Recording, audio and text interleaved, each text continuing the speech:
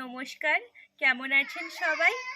আজকে আমি চলে এসেছি কচু বাগানের মধ্যে।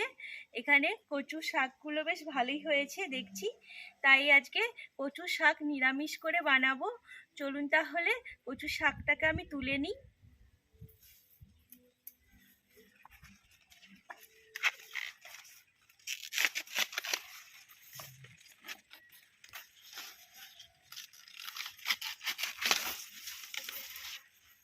কচু শাকটা আমার তোলা হয়ে গেছে, এবার আমি রান্নাঘরে চলে যাচ্ছি। কচু শাকটাকে আমি ধুয়ে নিয়ে চলে এসেছি।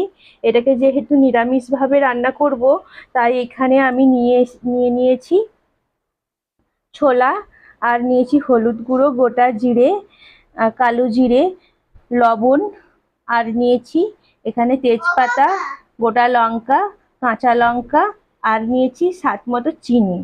কচু শাকগুলোকে আমি প্রেসার কুকারে সেদ্ধ করে নেব।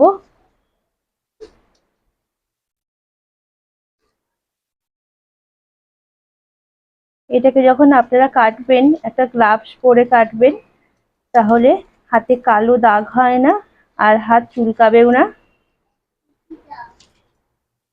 আমি দিয়ে দিচ্ছি অল্প একটুকু নুন। এবার দিয়ে দিচ্ছি জল। প্রেসার কুকারটা একেবারে ভর্তি হয়ে গেছে। প্রেসার কুকারটা আমি বসিয়ে দিয়েছি গ্যাসের চুলায়। এবার আমি একটার মতো সিটি দিয়ে দেবো।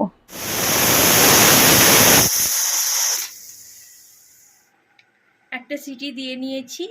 এবার আমি এটাকে একটা ঠেকার মধ্যে ঢেলে দেবো।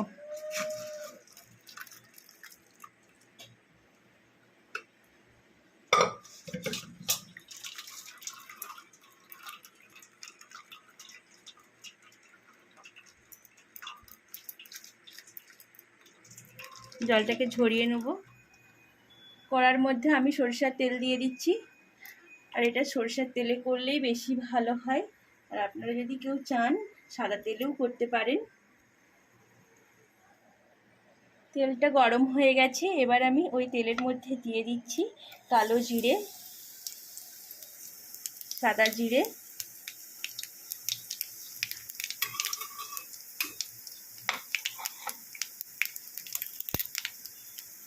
তেজপাতাগুলো আমি ছিঁড়ে দিয়ে দিলাম। এবার দিয়ে দিচ্ছি শুকনো লঙ্কা,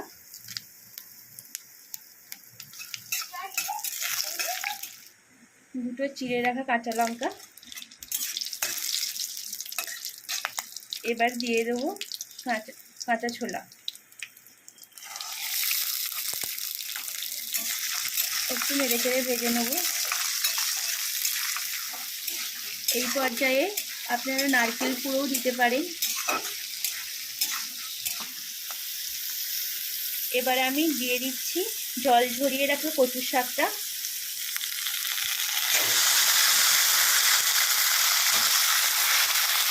অল্প একটু হলুদ গুঁড়ো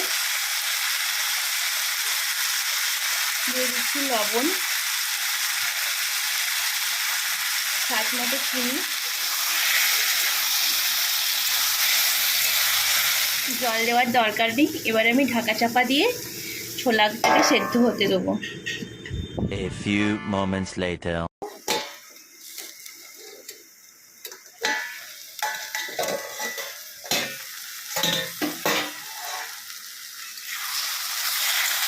নারকেল দিলে খুবই ভালো হয়, কিন্তু এই গ্যাস অম্বলের সমস্যার জন্য নারকেল ছাড়াই আমি বানাচ্ছি। ছোলা দিয়ে কচু শাকের এই রেসিপিটি আমার রেডি। এবার আমি নামিয়ে নেব।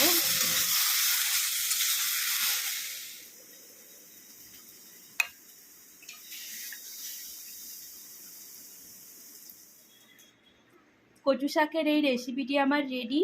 আর এটা লেবুর রস দিয়ে খেলে খুব ভালো হয়, না হলে গলা চুলকাতে পারে। চলুন তাহলে ভিডিওটি এখানেই শেষ করছি। সবাই ভালো থাকবেন, সুস্থ থাকবেন। দেখা হচ্ছে অন্য কোনো দিন। আজকের মতো টাটা।